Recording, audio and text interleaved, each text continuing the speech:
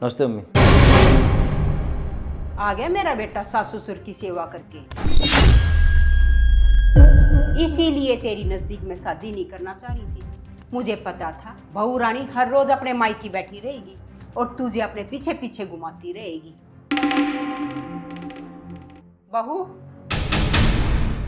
अब जाकर सोने की मत सोचना, कुछ अच्छा सा खाने का बना दे मेरे लिए। सुबह से भूखी बैठी हूं मैं। बहू के उठते हुए एक कप चाय का नसीब नहीं हुआ मुझे। मम्मी क्या मम्मी? चुप कर। अब सुन, अपने साले को फोन करके बोल दे आज से मेरे बहू बेटे वहां नहीं जाएंगे, अपना इंतजाम खुद करे। मम्मी प्लीज यार, कभी तो मीठा बोल लिया करो। बस नहीं, आपको तो जो मुंह में आ रहा है ना वही बोले जा रहे हो। और आपने ये पूछा है कि किसी की हालत कैसी है? बस आपको फिक्र थोड़ी है किसी की। बस आपको तो ना एकदम उल्टा सीधा ही बोलना होता है। मम्मी, आपने एक बार पूछा है कि बेटा तू अपनी ससुराल गया था, वहाँ पे क्या हुआ है, सब ठीक तो है? बट नहीं मम्मी, आपको तो ना सिर्फ अपनी पड़ी है, आपकी पूछोगे। और आपको ना मम्मी मेरी सास की तबीयत के बारे में अच्छे से पता है। आपसे ना कुछ छिपा नहीं है। और रही बात मेरे साले की, उसको कोई शौक नहीं है अपनी जीजा और अपनी बहन को वहाँ पे बुलाने का। लेकिन बात जब मम्मी किसी की बड़ी बीमारी की हो ना, तो अच्छे अच्छे बेटा बेटी परेशान हो जाते हैं। और आपको बता दो मम्मी, हम दोनों के वहाँ जाने से ना मेरे साले का हौसला बढ़ता है, उसकी हिम्मत बढ़ती है कि आज उसके साथ में ना उसके जीजा और उसकी बहन खड़े हुए हैं। और आज तो ना मम्मी मेरी सास की रिपोर्ट भी आ गई है। और अभी आपने बोला ना मम्मी कि एक सास ना माँ की तरह होती है, क्या यह बात सिर्फ एक बहू पे लागू होती है, एक दामाद पे क्यों नहीं?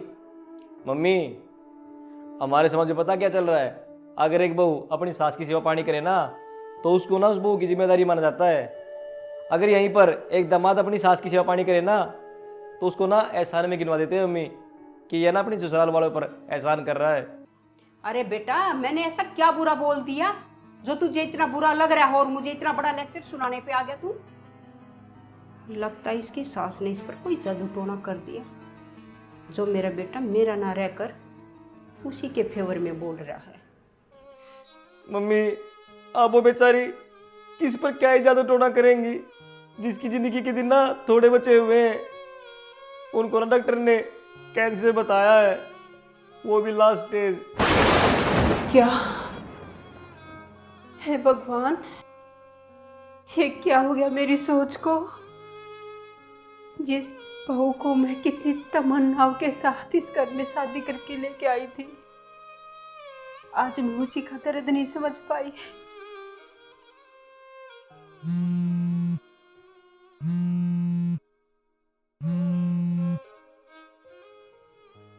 हेलो। आ गई मम्मी आपकी लाडली बहू। अगर मेरी सास मुझे इतनी छूट देना तो मैं उनके पैर धो धो के पीऊं। कहाँ मिलेगी इसको इतनी शरीफ और अच्छी सास? थोड़ा सा मम्मी अपनी बहू को ना खींच के रखा करो। बहू को इतनी ज्यादा ढील देना अच्छा नहीं होता। और अपने बेटे को भी समझा दो, ससुराल के इतने ज्यादा चक्कर लगाने से ना इज्जत ही कम होती है। ठीक है बेटा, अब तू फोन काट दे, मैं तेरे से बाद में बात करती हूँ। ठीक है।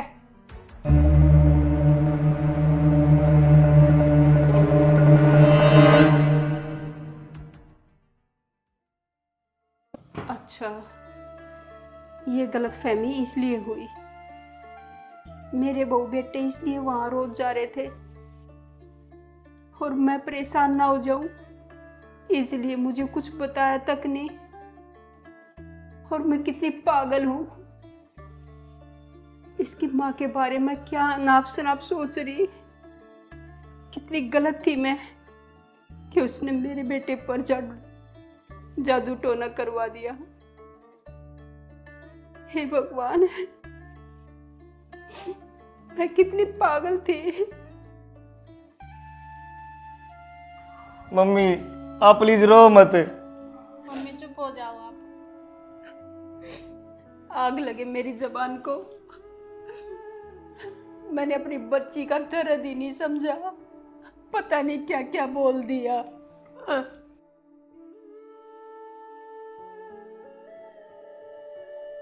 मैं थोड़ी मुंहफट जरूर हूं, पर इसका मतलब ये नहीं सच्चाई जानने के बाद मैं वही पत्थर दिल बनी रहूं। कितनी अच्छी बहू है मेरी,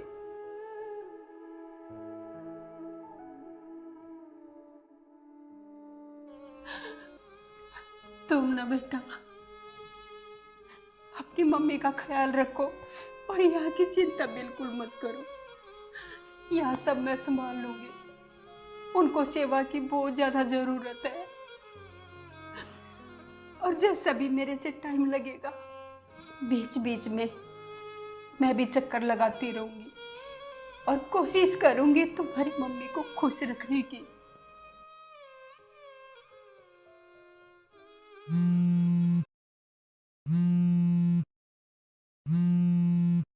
हेलो। अरे मम्मी मेरी बात तो सुनो एक बार। अब तू मेरी सुन। अपने सास ससुर की सेवा कर और अपने भाई भाभी से भी बना के रख। ऐसा ना हो कल को मैं ना रहूं और तू अपने मायके को खो दे।